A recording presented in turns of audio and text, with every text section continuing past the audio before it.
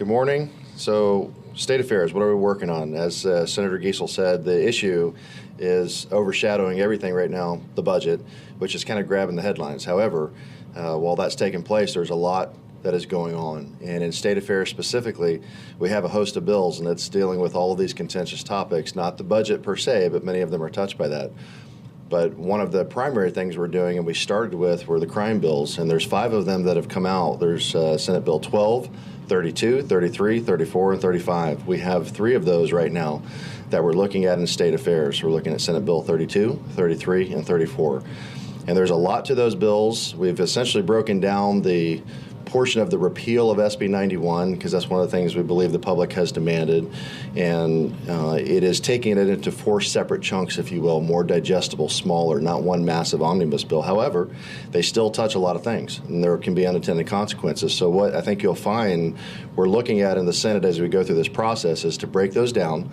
One of the intents is to slow this down as much as we need to make sure that we are not just rubber stamping bills that come from the administration, that we're taking a good hard look at the things that need to be fixed. One of the things, I think there's a common misperception that crime was low prior to SB 91 by some people. That's not the case. Crime was very high and our trends were up.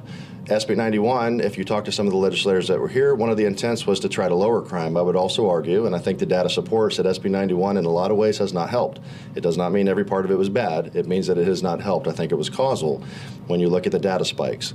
So what we are looking at as we go back through this and what Governor Dunleavy has introduced is a suite of bills that essentially mostly repeals SB 91, and at the same time we're addressing, like Senator Micicki's bill, Senate Bill 12, we're addressing specific loopholes that we found through this process.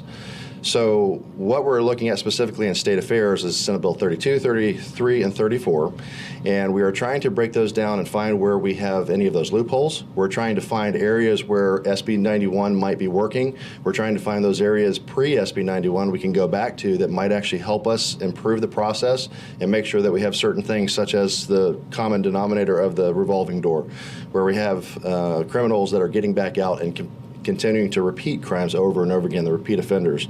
So we're trying to find a blended approach as we go through this, taking as much time as we need so that we get it right, because we have a unique opportunity here to look at a couple things. One of those is justice.